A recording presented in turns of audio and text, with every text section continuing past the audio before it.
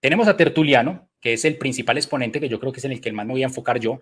Es un exponente que nació desde la Trinidad, que nació del 160 al 220 después de Cristo. Era un jurista romano y aparte de ser un jurista romano, era un pagano educado. Él se educó en las mejores escuelas filosóficas de su tiempo y se hace cristiano en el 197 después de Cristo. Más o menos tenía entre 37 y 40 años de edad. Cuando se hace cristiano, 3 añitos nomás después de hacerse cristiano, en el 200 después de Cristo, es nombrado presbítero. Vemos que la precocidad en su ministerio de pronto hace alarde por sus conocimientos previos como jurista, no solamente romano, sino también como filósofo pagano.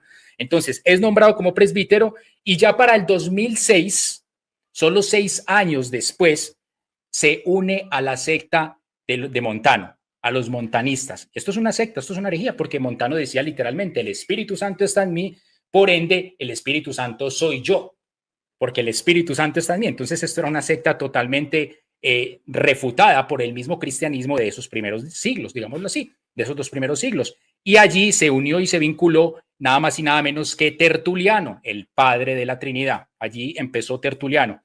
Tertuliano continuó en la iglesia aún después de ser montanista, después de vincularse, siguió allí, obviamente llevando una vida sincrética hasta el año 2012 después de Cristo. Entonces estamos hablando que 6 años con una vida de montanista y con una vida de cristiano. Entonces ya saben que se empezó a reforzar ideas cristianas junto con el montanismo pagano.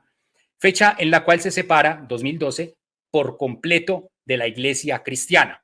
Luego de tener un gran número de adeptos, ya cuando tenía un gran número de adeptos, Tertuliano, esto está en la historia, dentro de los montanistas se separa de los mismos montanistas. O sea, ya no brinca simplemente del cristianismo a los montanistas, sino que ya se sale, ya tiene su propia secta y ya tiene su propia secta, a lo cual se llamaba tertulianos. Vale, tertulianistas, perdón. Tertulianistas, su propia secta con propio nombre, que perduraron nada más y nada menos hasta el 370, hasta propios días de Agustín de Hipona, aproximadamente.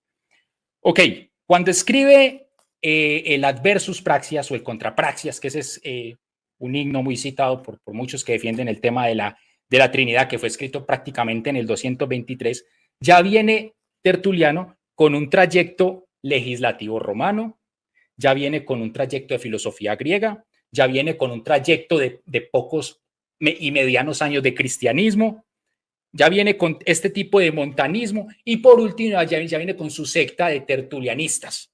Entonces ya podrán ver lo que o imaginarse por un momento lo que tenía Tertuliano en su cabeza cuando en el momento en que escribió el Adversus Praxias. Ya podrán imaginarse por un momento. Y como resultado de su obra, ya sabrán cuál es el evidente resultado de la misma. Pues ya se podrán imaginar. O sea, yo creo que tenemos que ser un poquito a veces como lógicos con estas cosas y no romantizarlas. Pero antes de este escrito, utiliza paradójicamente los escritos de Ireneo de León. Entonces, aquí, hasta ese momento, Tertuliano era como, digamos que un tipo de discípulo literario de Ireneo de León, y él utiliza los escritos de Ireneo de León para refutar nada más y nada menos que a los valentinianos. En su escrito Adversus contra los herejes, o araeses, pues como se dice en latín, no sé latín. En todo caso, allí en el Adversus araeses utiliza esos escritos de Ireneo para refutar a los valentinianos y paradójicamente contra Marción también defiende nada más y nada menos que la unicidad. El mismo Tertuliano contra Marción defiende la unicidad de Dios. Esto se encuentra, permítame si aquí lo tengo. Esto se encuentra en el libro de Tertuliano, aquí en el de Alfonso Ropero, lo pueden encontrar en la página 31. ¿Listo? Esa es la fuente. Tertuliano defiende la unicidad contra Marción. Entonces vemos aquí, vemos una bipolaridad, una fluctuancia doctrinal en un hombre del cual simplemente se toma como el padre de la doctrina. Y yo creo que esto deberíamos como tenerlo por un poco en el tintero, por no dejarlo así, listo. Entonces, ya más adelante, él habla de la unidad tripersonal, o mejor dicho, de 3 personas ya contra praxias. Dice, entre sus muchas, presten atención, de las muchas doctrinas de Tertuliano, también se habla que todas las almas eran contenidas en Adán, presten atención, eso lo enseñaba él, que todas las almas eran contenidas en Adán según la teoría del traducianismo. Es decir, el alma se transmite, escuchen, el alma se transmitía literalmente por el semen paterno. Eso lo decía Tertuliano. El alma pasa a recibir su premio o castigo inmediatamente luego de su muerte sin esperar la resurrección. Otra de sus doctrinas. Otra de sus doctrinas es que hay faltas ligeras que deben purificarse en un lugar donde se debe pagar hasta el último céntimo, tomando las escrituras. En otras palabras, ya estaba dando pie o ya estaba abriendo espacio para un purgatorio, como el que tenemos en el catolicismo. Antes de su secesión, antes de salir del cristianismo como tal, escribe el Escorpiace. En otras palabras, donde allí enseña que Dios no puede aprobar el martirio. Ya más adelante, después de la secesión, escribe De Fuga, otro de sus tratados donde condena la huida de la persona que huía de los martirios. Entonces vemos cómo fluctuaba entre un razonamiento y otro razonamiento.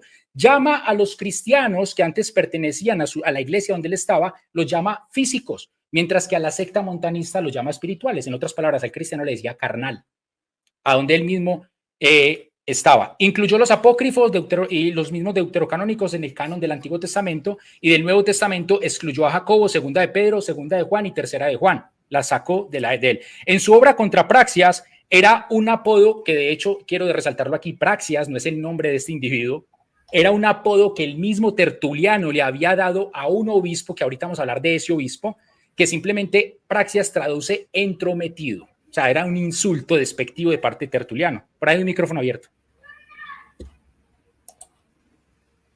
Ok. Entonces, Praxias traduce que es un entrometido. No solo arroja ataques personales contra su propia cristología. Al parecer, todo esto se origina porque Praxias era un obispo de Roma y evidenciaba la fuerte herejía de Tertuliano cuando éste abusaba con el tema temas proféticos y aún rechazaba a su propia iglesia.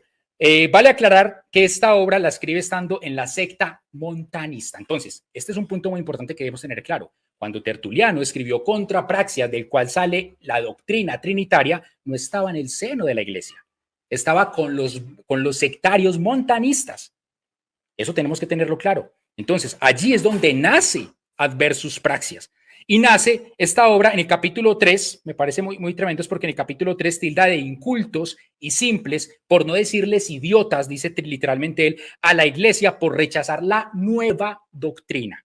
Entonces les dice simples e idiotas a esos unicitarios por rechazar la nueva doctrina que él proponía, la Trinidad. Y continúa diciendo de estos simples, los que siempre constituyen la mayoría. Esto derrumba el argumento que aquellos que dicen que es que la unicidad apenas está un siglo atrás. Era la mayoría en la iglesia primitiva. Ok, entonces quiero seguir adelantando porque no me va a dar el tiempo. Bendito sea el Señor.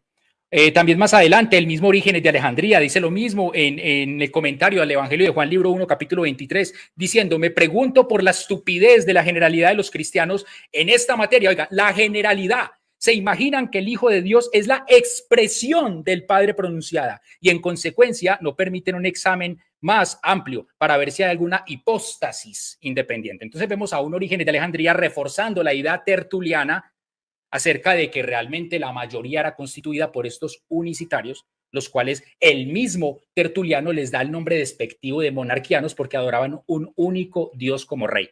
Ese nombre, de hecho, despectivos, lo nace también por Tertuliano. Me parece que Justo González, en la página 97, Historia del Cristianismo, aquí se los va a leer, aquí lo tengo, Historia del Cristianismo, página 97, no me va a dar el tiempo, bendito sea el Señor. Lo que sabemos acerca de la persona de Praxias es poco o nada. Algunos eruditos piensan que nunca hubo tal persona y que Praxias es sencillamente el obispo de Roma, Calisto, a quien por alguna razón Tertuliano no quiere nombrar. Entonces me parece muy curioso porque aquí está diciendo que es Calisto. Ya más adelante por allá también hay otro teólogo trinitario llamado Adolf von Harnack, que dice que Praxias no era Calisto, sino Seferino, otro obispo de Roma, pero los dos concuerdan en que era un obispo de Roma unicitario, que por eso es que ataca a ese obispo de Roma unicitario, que de hecho los papas, o sea, el catolicismo los toman a ellos como el Papa 15 y Papa 16. Para mí no, pero ellos lo toman como Papa 15 y Papa 16. Oiga, lo ataca siendo unicitario al obispo de Roma. Fue tildado de hereje por la propia iglesia al oponerse al obispo romano que era unicitario. Justo González termina hablando de Tertuliano en la página 98. Lo siguiente, preste atención aquí que hubiera leído yo inmediatamente algo interesante. Justo González, recuerde muy bien que es un historiador trinitario. en la página 98 de Historia del Cristianismo, dice lo siguiente. Tertuliano es un personaje único, empieza alardeando, presten atención. Es un único en la historia y de la Iglesia, ardiente defensor de la ortodoxia frente a toda clase de herejías. Terminó por unirse a uno, ahí sí cambia la matiz, de los movimientos que el resto de la Iglesia consideraba herético. Y aún después de hereje, siguió produciendo obras, lo dice Justo González, historiador trinitario, produciendo obras y fórmulas teológicas que serían de gran importancia en el curso futuro de la Iglesia. Entonces, vea como dice, claro, aún después de hereje, siguió produciendo obras que servirían para la Iglesia, por lo menos en 1 Timoteo capítulo 3, versículo 16. Y quiero dejarlo muy claro con esto terminar. Cuando la palabra de Dios dice que Dios fue manifestado en carne, la pregunta que debemos hacernos es, ¿Dios qué? ¿Una partecita de Dios? ¿Dios Hijo? ¿Dios Padre? ¿Dios Espíritu Santo? El texto es muy claro. De hecho, el contexto de Timoteo, todo el contexto para que lo lean, nos dice muy claro que está hablando es del Padre. No me da tiempo de leer los textos porque ya se me acabó, pero lean el contexto de 1 Timoteo y se darán cuenta que esa manifestación de Dios en carne es el Padre. Les invito a que lean el texto. Prefiero ahora ahí, mis amados. Muchas gracias.